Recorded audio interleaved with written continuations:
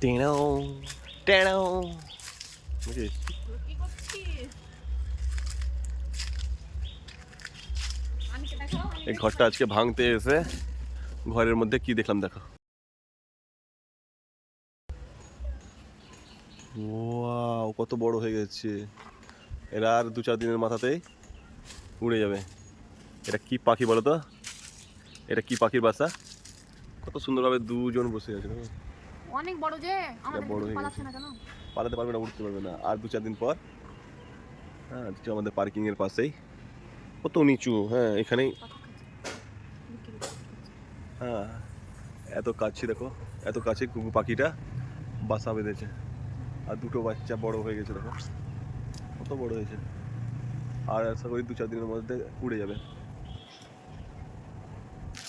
ওই সাইডে আছে, এই যে দুটো, এই যে দেখছো কত বড় হয়েছে, অনেক বড় হয়ে গেছে।